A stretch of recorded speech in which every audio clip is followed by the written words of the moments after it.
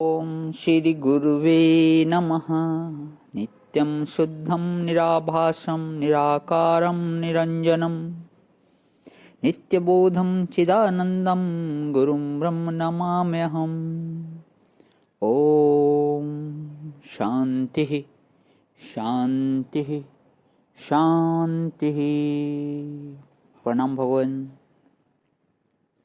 श्वेता श्वेत्रोपनिषद स्वामी श्री अखंडानंद सरस्वती जी महाराज का दिव्य ग्रंथ, जिसमें भगवान हमारा 36वां प्रवचन आरंभ हो रखा है और अध्याय तीसरे में मंत्र नंबर 17 से लेकर के 19 की व्याख्या चल रही है।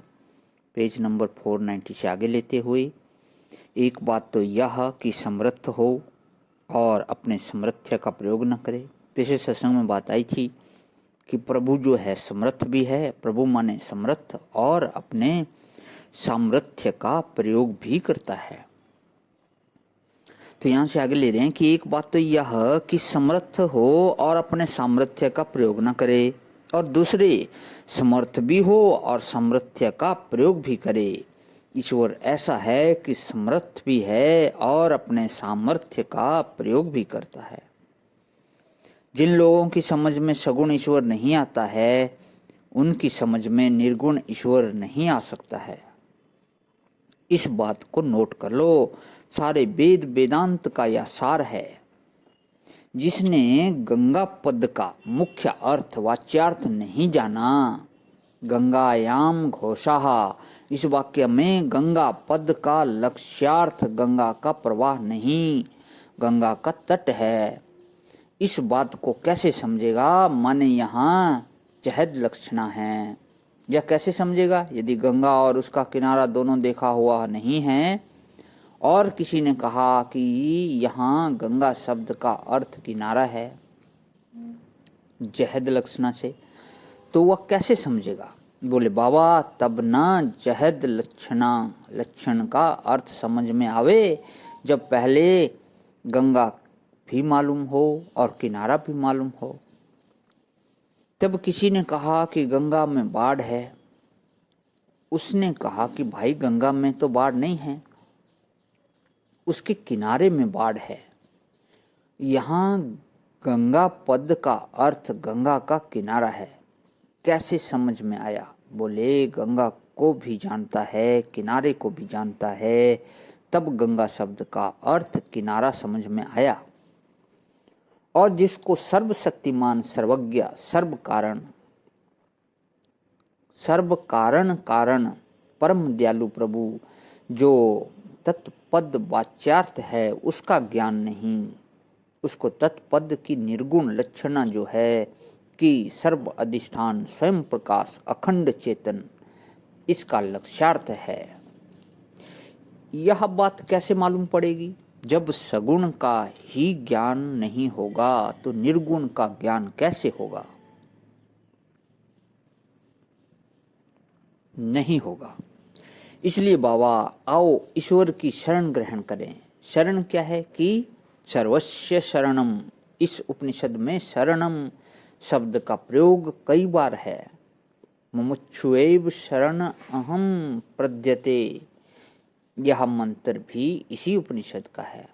यो ब्राह्मणाम विधाति पूर्वम यो वै वेदांत च प्रहिणोति तस्मै तह देव आत्म बुद्धि प्रकाशम मुमुक्षुवे शरणमहम हम प्रबध्यते यस्य देवी परा भक्ति यथा देवी तथा गुरु तस्यैते कथिता हयार्था प्रकाशन्ते महात्मना। दिव्य उपनिषद है यह, स्वार्थपूर्ण उपनिषद है यह, सर्वार्थपूर्ण उपनिषद है यह। बोले प्रभु कैसा है कि सर्वस्य शरणम, सबका रक्षक है। स्वसत्ता से सबको अभिन्न रखकर अपनी सत्ता के समान ही सबको अविनाशी बनाए हुए है। जैसे वह अविनाशी है वैसे सबको विनाश से बचाने वाला है। शरण शब्द का अर्थ संस्कृत साहित्य में बड़ा विलक्षण होता है। शरण शब्द का अर्थ होता है संहार, श्री हिंसायाम, हिंस जो धातु है जो दंत्य सकार से है वह तो गति के अर्थ में है, और जो तालव्य शकार से है वह हिंसा के अर्थ में है। शृण शरीर शब्द उसी से बनता है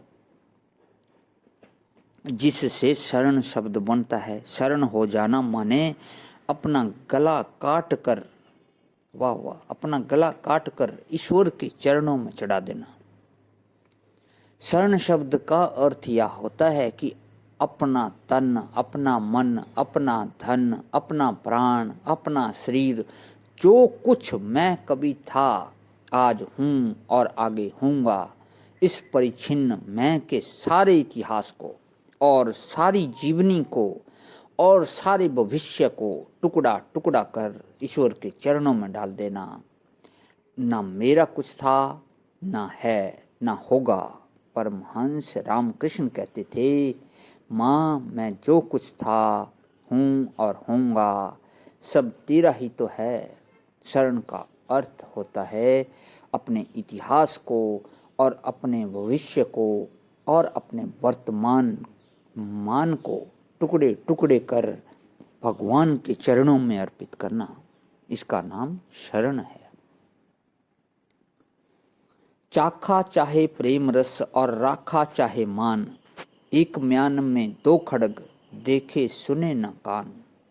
प्रणाम भगवान। आज यही विराम, इसे आगे की व्याख्या कर लेता हूँ।